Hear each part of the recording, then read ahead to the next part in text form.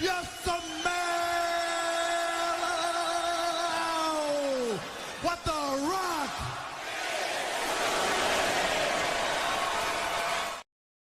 Oh, recording live from two. Count them two locations. This is Past the Rock.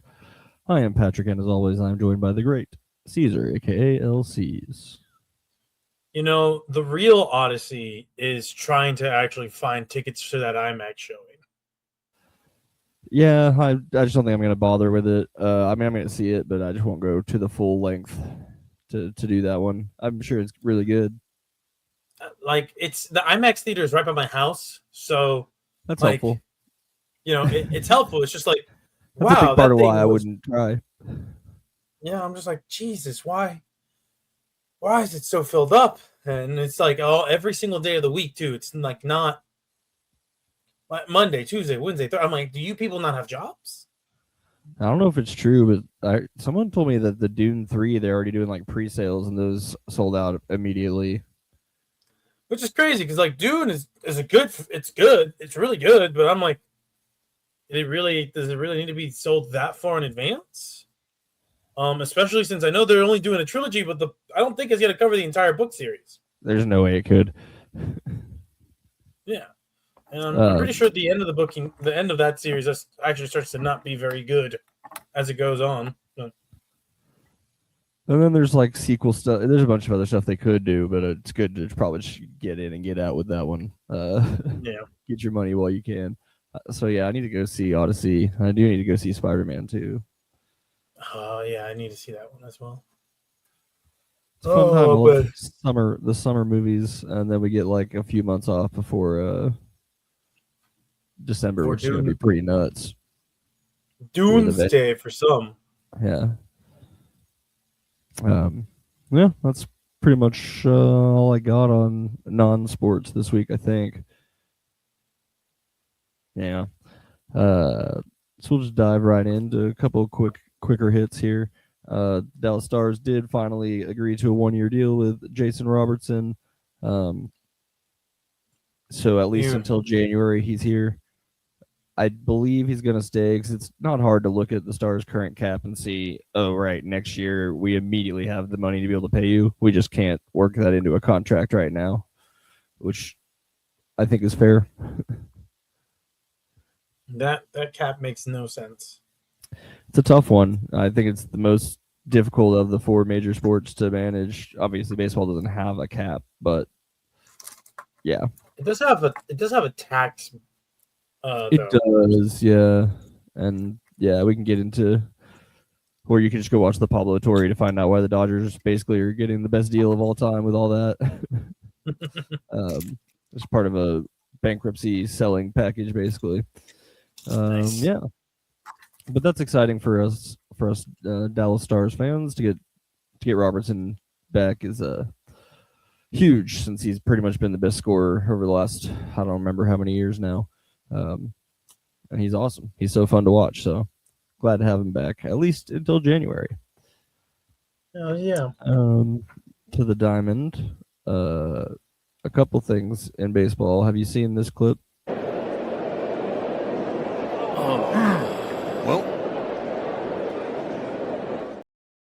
I didn't see the clip. I saw the headline, and I was like, I don't need to see how this man's balls got ruptured. I guess I'm trying to decide if it's better that it came off the bat. So if anyone's listening and not watching, a pitch gets fouled off a bat into a sensitive area, and he had to have surgery to repair a ruptured testicle, which sucks. God. Yeah, because I'm just like, can he have kids? Does that can he I don't know if that at all affects how he functions down there or not, but feel bad for the guy. Wear a cup. I assume it's possible. Yeah. To all baseball players, yeah, wear a cup. Just wear a cup. I don't know, man. That's a tough one. Other baseball news. I don't know if you heard much about the Bryce Harper FanDuel controversy. Mm-mm. So Bryce Harper recorded a cameo that FanDuel sent to a person they were trying to get to come back and bet more, who had lost like $1 million with them. That's problematic. He claims he doesn't know what they were trying to do, but it is confusing that it's like in the video he's like, your host Brittany from FanDuel wanted to make sure your Thanksgiving was extra special. It's a weird situation, and I'm sure baseball's like, God damn it, come on, Bryce. Yeah. I mean, but hey, you know what? At the same time, baseball, this is also partially your fault because you're allowing these sports books in. You know. Yeah, and it's interesting and it's funny and probably nothing's gonna actually happen. But it's all part of good look. It's all part of the guy who that video was sent to is now suing FanDuel and DraftKings, the NFL, a bunch of different people saying they got him addicted to gambling. Doubt he'll win, but it doesn't look good for them. No. But I mean, yeah, especially if you can get like a reasonable settlement. A reasonable argument, because you can make an argument, right? That you can make an argument. And I'm not saying it's a winning argument, but you can make an argument that the heavy advertisement and the way that they advertise is definitely a little predatory in some instances. But again, when you're going into lawsuits, that's a real wishy-washy type of thing. It just depends on the judge. And if they see your point of view and if it fits within, any form of legal parameters. But I can see a path towards if you can prove, because, there's been lawsuits where, the way that something's marketed in advertising goes has ended up backfiring on a company. I just don't know how many cases there have been where they lose those instances. And also, if you win this lawsuit, man, the the floodgates open. That's Pandora's box opening, because now there's a legal precedent. Well, and his is obviously a different case if they're like getting celebrity cameos for him and stuff like that. Like that might be why it's a little bit more of an understanding judge might look at that, but I don't know. I'm not sure. We'll find out though, I suppose. Oh, for sure. And then as far as our team goes, the Rangers, they're sitting right at 500 in first place in the division. So hey, they're still in first place. Nice. Yeah, the Mariners are a half game back as of today. As I say, while I'm wearing a World Series Texas Rangers shirt, not knowing where they're at in the standings. Well, it's just like last year, it's nuts. We have 4 of the probably top 50 pitchers in baseball as our starting rotation. Well, one of them's not playing because he's hurt, but three of the the best. And yeah, they're just still. How's that bullpen looking? It's hit and miss, just like the bats. So you got to well time all of those things to get your wins, which is why they're at 500. Yeah. Okay. Well, as long as they're not a complete disaster, I do need to go to a game here before the season gets to a close.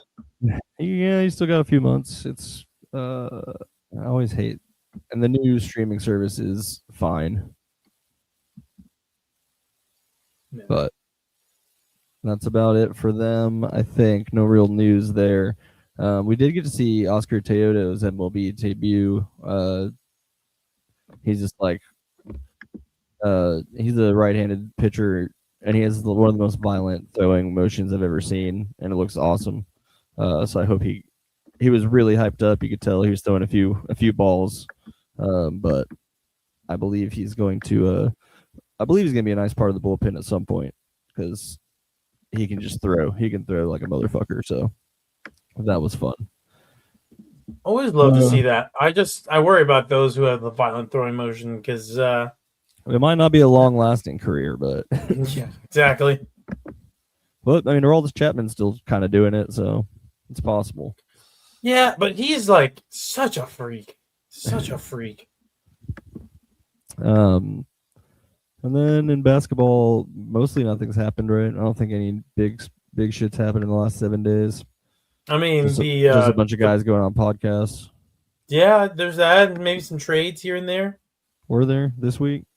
Yeah. The Zachary, I can't say his last name. Rashier. Russia. Yeah. I think that was this week. That I thought that was trade last. the Mavericks. I thought that was last week. No. So the Thunder It was in between. The Thunder sent Lou Dort to, I don't even remember, Atlanta or something. They got a bunch of second round picks, and then somehow in that the Mavs traded for Zach Rusche, and they moved Nemhart over to Atlanta, I believe.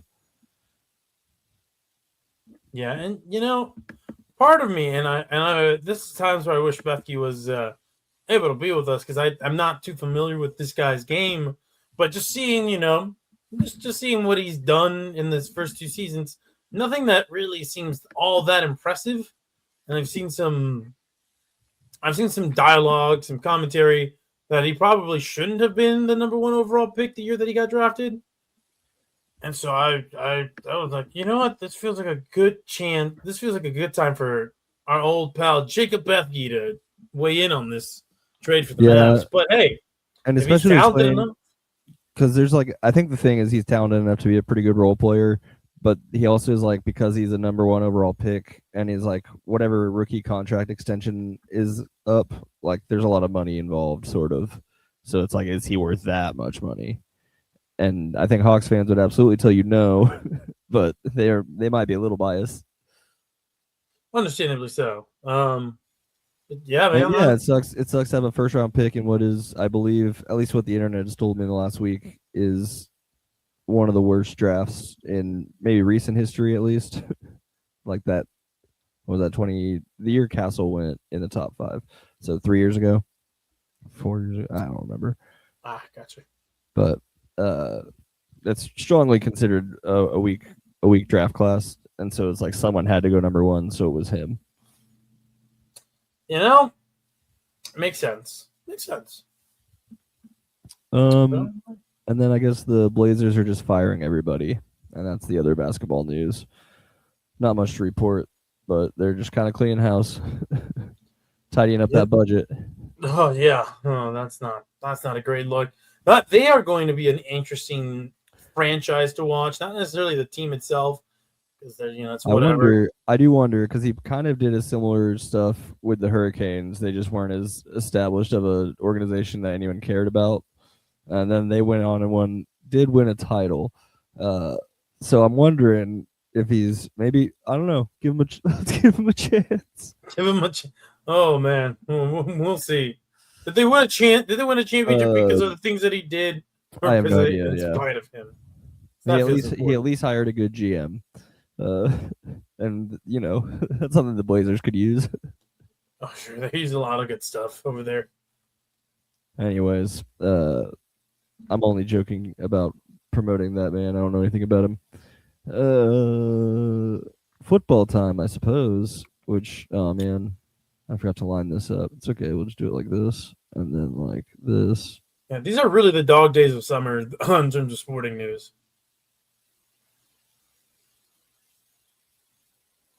Were there any news or notes? Yeah. I didn't realize we had officially passed it off. So, all right, Patrick. There's some short guys in the NFL. One that recently joined the ranks. He went undrafted. Heisman Trophy winner, Diego Pavia. Not a guy with a ton of stature, and what he lacks in height, he also lacks in an NFL contract, because he has been waived by the Ravens ahead of the start of training camp. Interesting move to make, considering it's a 90-man roster, and you have guys like Skylar Thompson and Joe Fagano, I believe, a former UConn QB. You have those two guys, and I'm like, Diego Pavia, I'm not saying is ever going to start an NFL game, but You're telling me you can't make room for him over a Skylar Thompson and this guy who played at UConn? I mean, I get he's the most undersized QB in the league, but you know, you at least entertain it for 2 weeks in training camp. But you know, he always had he was always going to have a path that probably screamed CFL or spring league anyway. I mean, he's not the biggest guy, and yeah, you know, he does play little hero ball reckless. He should go be the face of flag football. He could do that too. I mean, there is a path for him in a pro league, just not the pro league. So yeah, interesting news there that they kind of cut the cord on that because they made such a big deal, or maybe his agent tried to make a big deal, manipulating the media to make it seem like this was, you know, a big signing in the undrafted free agent world, which times there are those cases. Other times, I mean, it's just like you're trying to make chicken salad out of chicken shit. Now, let's see. The only other thing that we have here, Malik Neighbors, unlikely to start training camp on the PUP list, which, hey, that is a pretty good sign. Other than that, yeah, there is not much else, man. If you're interested in Cardinals talk, Jacoby Brissett is still practicing amid his contract disputes. So that is that. Well, which is a shame because I wish he would be the backup in Arizona. Speaking of the Cardinals, I guess it's time we get into this today.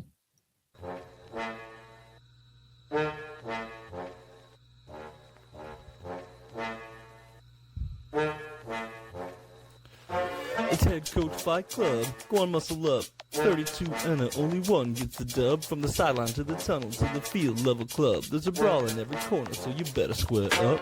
It's Head Coach Fight Club. I'm past the rock, hit the gym, not the shower to be the cock of the walk. Whether we fighting on the field or the streets of Bangkok, may the best coach win, the rest outlined in chalk. Got the QB room for the tag team match. This is full throttle, ain't no fair catch. Year 4 of this shit, and we ain't looking back. 2026, who's the king of the pack? Head Coach Fight Club. Head Coach Fight Club. Head Coach Fight Club. Head Coach Fight Club.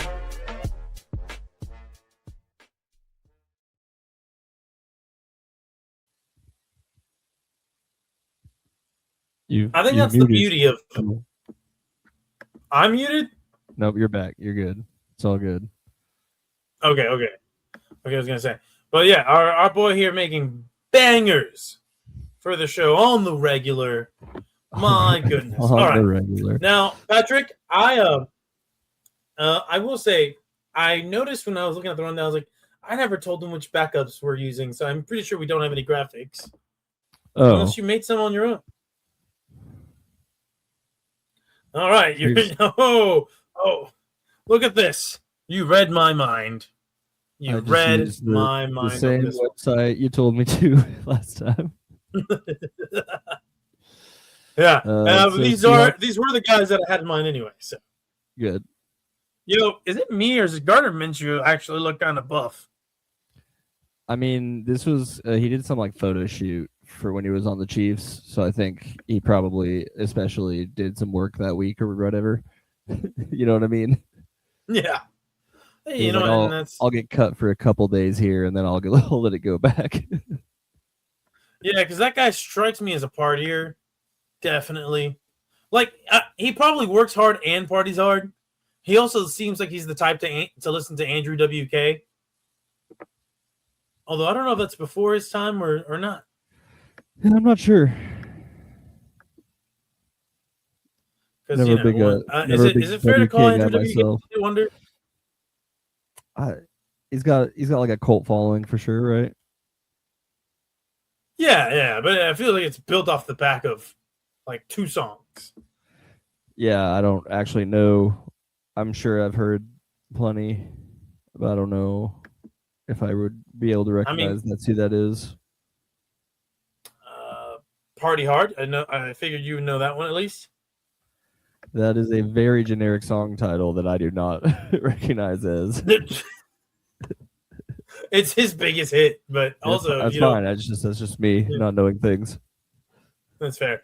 All right. Well, anyway, let's get into it. We're gonna start off with the West, the Seattle Seahawks, led by Mike Macdonald, and then newcomer to the Fight Club, Mike LaFleur.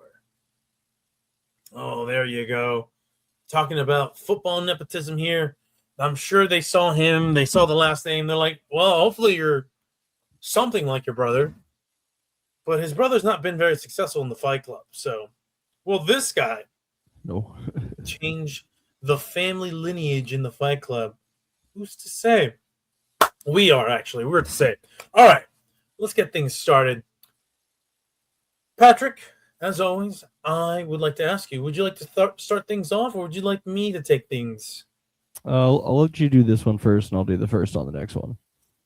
All right. So, in a normal situation, head coaches will meet midfield, shake hands at the end of the game. But in this case, there is none of that, right? Because in this case, the coaches meet at the midfield, right? Mike LaFleur has just lost big time to the Seattle Seahawks. Mike Macdonald and his squad ran the score up. We're saying it is 50-6. Those are 2 field goals. No touchdown scored. Because why? Seattle's defense has been going crazy since Mike Macdonald took over. And you know who played in this game? It wasn't Sam Darnold. Because he looked at it and was like, hey, man, I think I could take this game off. They threw in the backup. All right.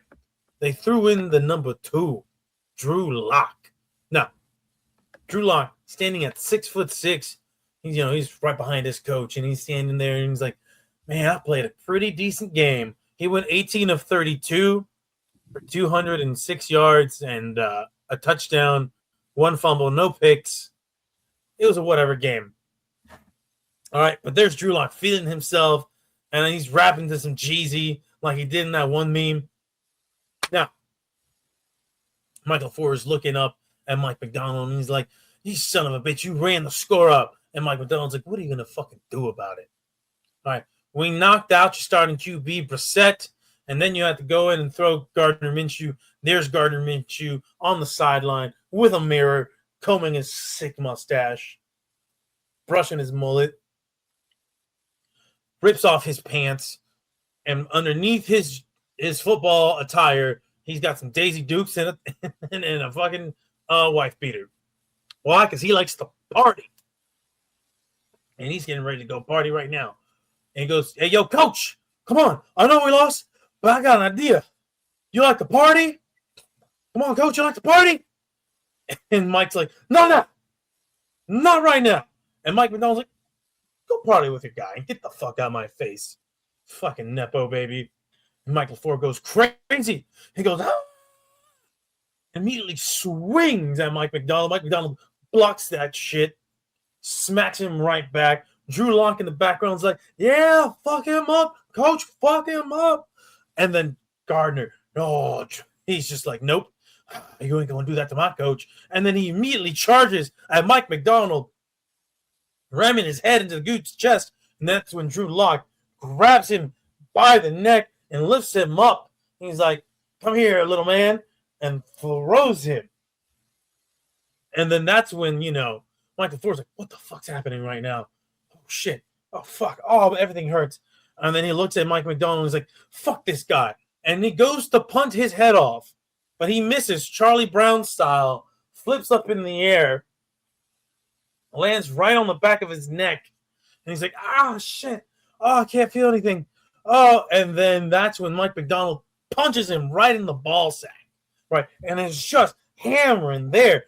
Camera cuts to see what's happening with the QBs. Gardner Minshew takes a bump. We don't know what it is. He's like, oh, you ain't tossing me around. And immediately charges right at Drew Lock's ankles and starts biting on his ankles. Drew Lock's like, oh, fuck. And he tries to stomp him out, but he keeps missing for whatever reason. Drew just can't seem to predict exactly where Gardner Minshew is going to be with every stomp that he goes down. And then that's when you get Gardner Minshew. Then suddenly, as if he's been watching so many Kurt Angle videos, decides to pull the straps down of his tank top. And he's like, yeah! And then takes him down by the legs and puts him in an ankle lock and will not let go. He's like, if I can't start long term, neither can you. Cut right back to what the coaches are doing. Mike Macdonald's still hammering that dude's balls. And then finally goes for the knockout blow. Boom. LaFleur, done for. He's a chump, okay? Just like his brother, he has no business in the Fight Club. But Michael LaFleur is looking at his QB and he's like, oh, shit, I need to help him out. Now, Mike Macdonald, he's a tough son of a gun, all right? Blue collar. Man preaches defense. Hard nose, hidden attack. And that's what he's going for. He goes for a hard nose. Lands a clean shot, but Gardner's not moving. He's not letting go. All right. I don't know what kind of drugs Gardner Minshew took on this one, but he's just like, yeah, another one. And bah.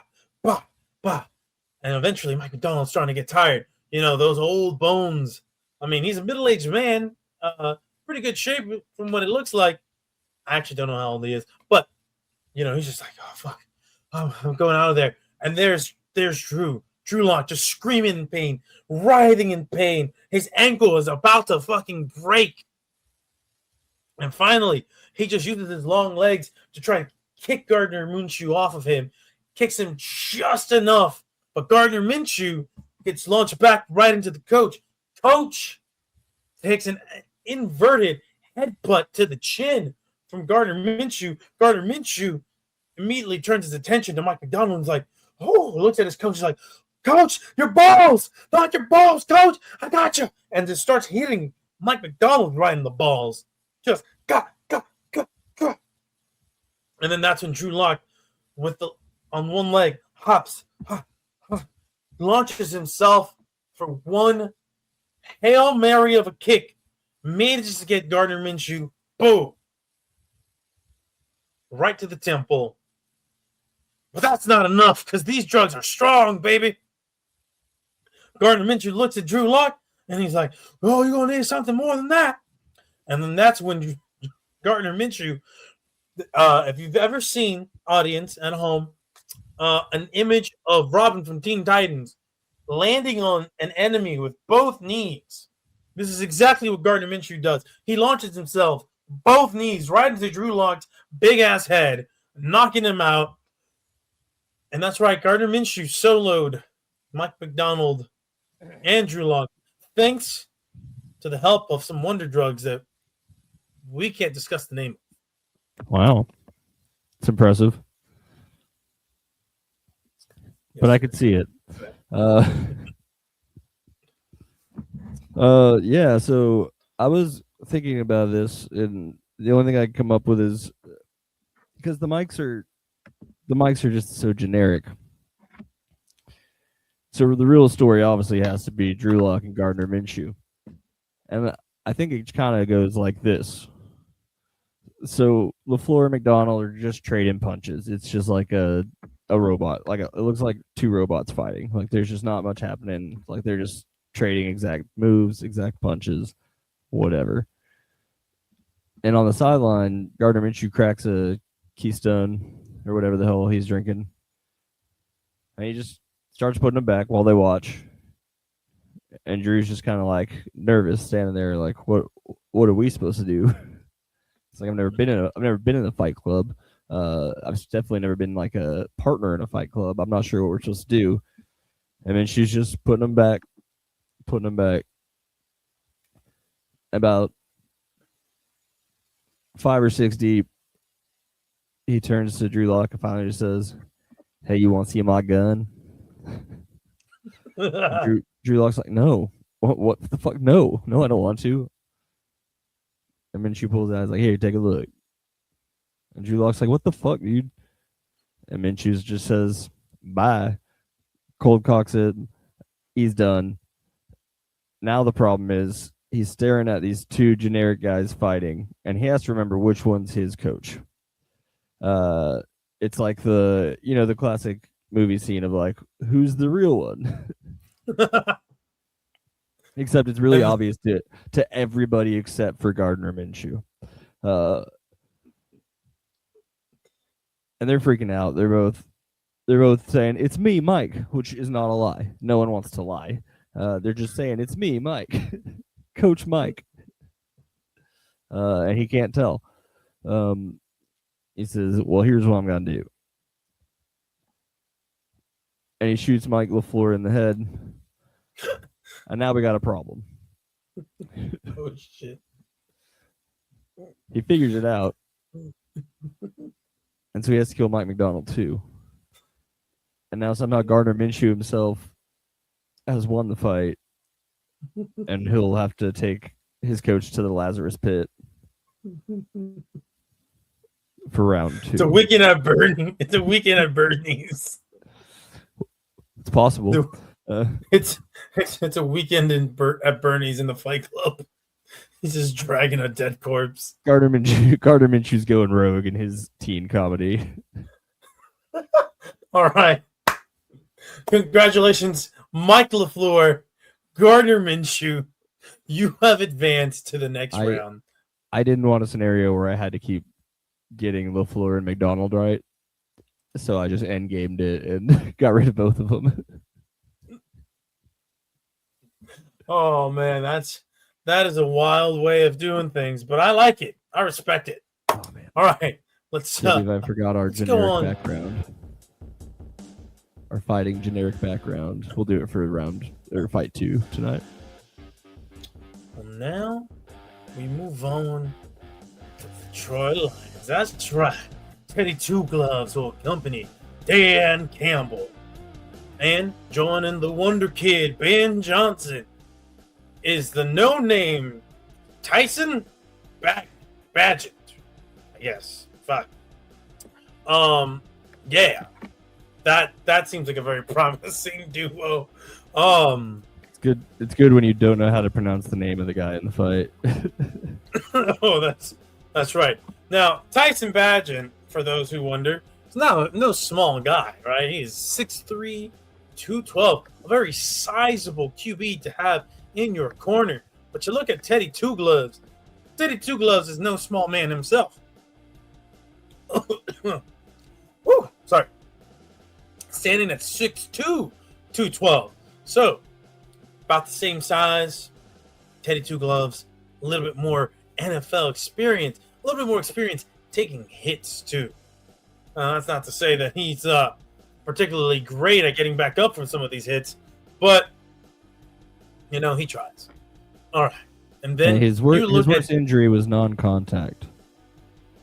There you go.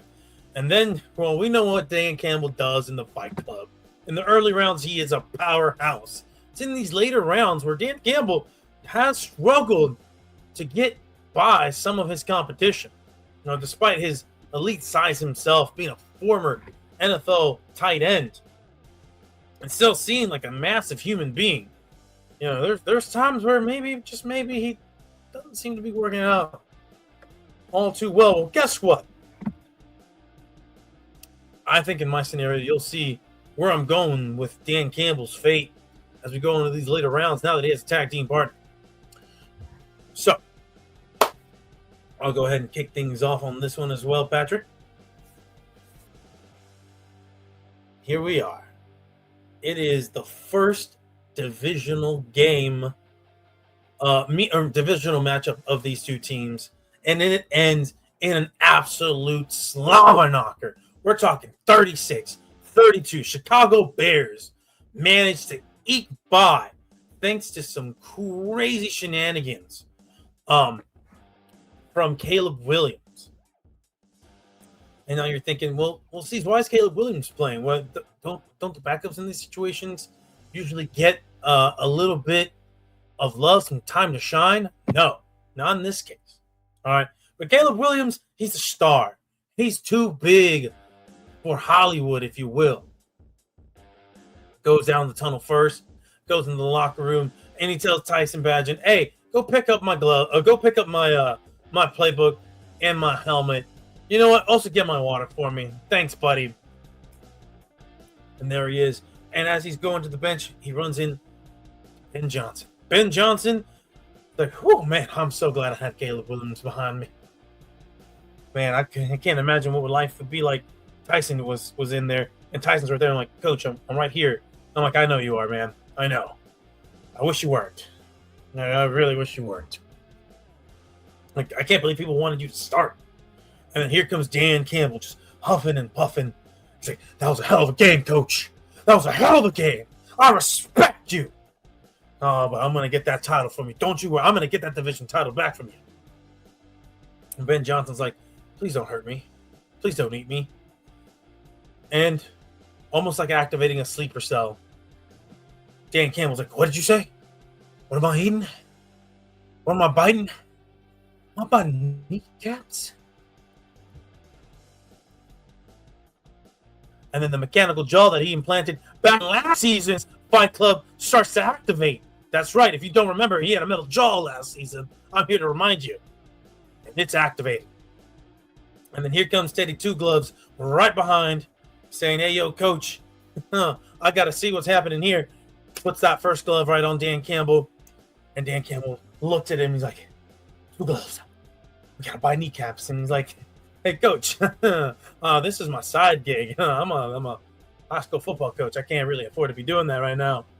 He's like, "Well, this don't get in my way." And then he goes to bite the kneecaps of Ben Johnson. But as he did that, Tyson Bagent had accidentally slipped on one of Caleb Williams' wristbands. And at this perfect moment, here comes Tyson Bagent right in front of the kneecaps of his coach. And here comes Dan Campbell, bites the neck of Tyson Bagent. Blood gushing everywhere. Tyson Bagent is dying as we speak. All right, the blood loss is too immense. And Ben Johnson's just freaking the fuck out. He's like, "Oh fuck, oh fuck, oh fuck. I gotta get out of here. I gotta get out of here." And he's running away, trying to get to the tunnel, trying to get to safety, calling for security. But there's Dan Campbell, like the Terminator, just boom, boom, boom, boom, boom. "Give me them kneecaps. Give me them kneecaps." And then he looks like, "Teddy." And then Teddy says, "All right." Drops back to pass with his two gloves. Tosses a ball into the air. And then you see, in a very wobbly, ducky spiral, still very accurate, however, as is Teddy's game, right in the back of Ben Johnson. Ben Johnson falls to the ground. And then he looks up. He's like, "No!" And then the screen cuts to black. Dan Campbell comes to, and he's like, "Oh, what happened there?" Spits out a little bit of skin, some bone from cartilage, and then you see in the distance Ben Johnson missing a whole leg, incapacitated. Dan Campbell soloed the Chicago Bears head coach and backup quarterback. That's funny. I liked it. You're gonna find I took a somewhat similar route. So we have a normal game. The Bears win by like 8. It's not an incredibly important game. They're both sitting at the bottom of the division. Doesn't matter. They shake hands at the middle. The coaches do. They go back to the locker room. Everyone's showering, leaving, and Teddy walks into Dan's office and he's like, "Hey, Coach, aren't we supposed to be like fighting them or something today?" And Dan Campbell, smoking a cigar, is like, "I'll tell you what, you go meet me at the end of the tunnel." And so Teddy's out there waiting. He's pacing. He doesn't really want to do this, obviously, as you mentioned. He's a high school football coach. He's got other shit going on. And Dan Campbell comes walking out about halfway through that cigar now. He's like, "Well, Teddy, we're in it for the long haul. So why don't you go ahead and go back to the locker room, start packing your stuff, and I'll see you in 5. And Teddy's like, "Are you sure, Coach?"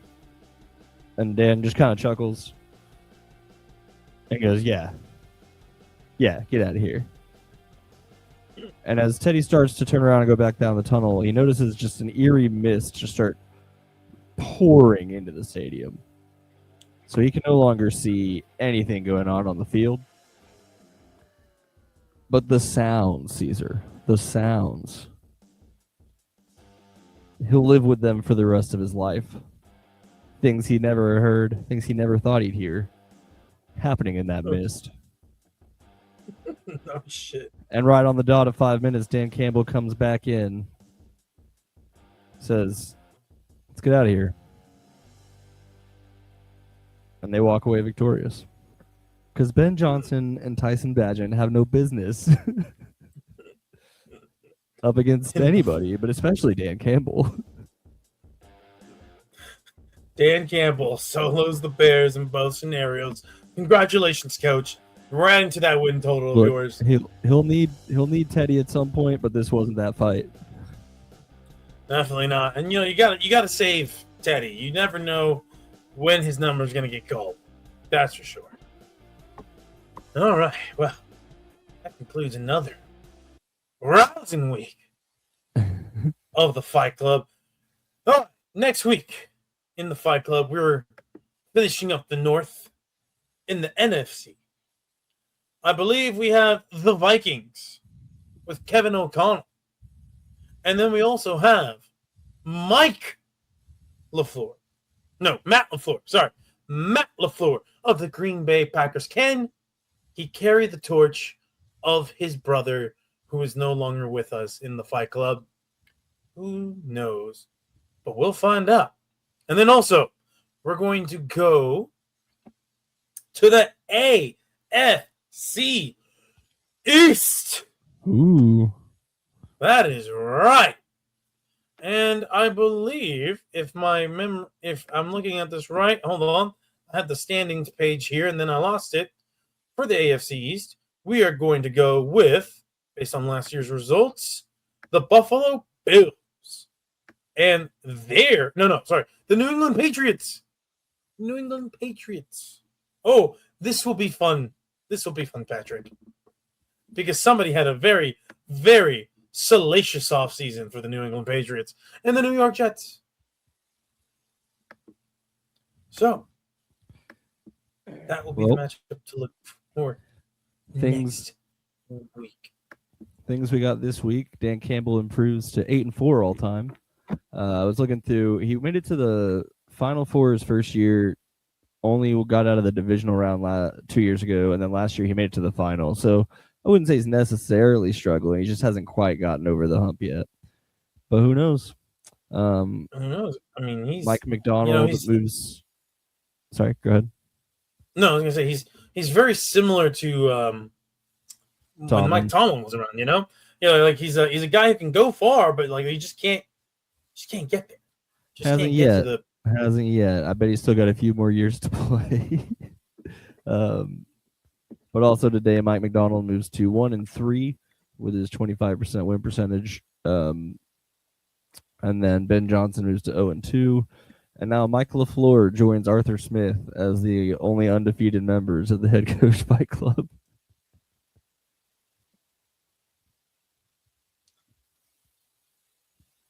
Oh, all right. Well, we'll see how long that undefeated streak goes for, because he's kind of dead. But next week we get another powerhouse. We get Mike Vrabel, and then he's going up against Aaron Glenn. How did Aaron Glenn do last year? Do you remember? I got it right here. Aaron Glenn won the AFC East and then lost to Mike Tomlin in the Elite Eight, if you will, or the first knockout round, however you want to call it. Oh, okay. All right. Well, you know what? That is a formidable matchup then next week. That's kind of exciting to see how that'll turn out. These two duking it out. Yeah. Well, I'm trying to see what is Vrabel's. How that goes. Vrabel is 3-2 all time, and one of the few to compete for two different teams. Surprising, but also yeah, surprising, but not really all that surprising when you think about. Because I know I'm pretty sure he had a strong first year. He got out of I'm not division, mistaken. then he got out of division, won one fight, then lost to Pete Carroll in the Elite Eight. And then I guess he's out for a year, right? Was it? I guess so. Oh yeah, because they did the whole what's his name? In not Antonio Pierce. What is his name? Oh my god, I'm an idiot. Gerard Mayo. Gerard Mayo. They did the Gerard Mayo thing for a year. And then we got Vrabel back, and he lost to Aaron Glenn at some point in the division stuff last year. All right. Did we do like a Interesting. free for all? How did we do that? I do not recall because I know that last year was an abbreviated version, or we sped ran that. To some extent, it wasn't because we had a losers bracket the second year. This is year 4, year 3. I don't recall if we did a losers bracket. No, we But if we definitely did did- not. We did not.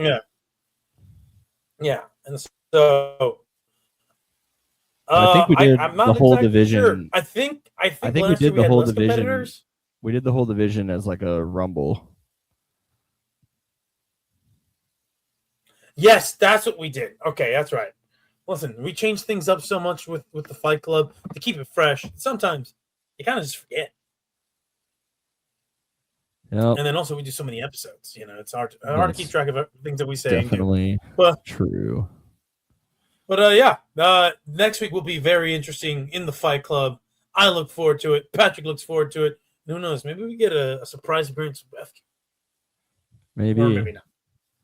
Well, we could spend the whole time talking about LeBron James. LeBron James. Yeah, we gotta say his name at least like 2 more times to get the SEO boost. LeBron James, Kalshi. I was trying to remember DraftKings. what the other market things are called. Um, There's another big one. know. I can't think what it's called. Poly Market. There we go. Poly Market, LeBron James, Kalshi, Dallas Cowboys, Los Angeles Lakers, SEO. And All right. we will see you next week. The piss is not gonna matter on Judgment Day.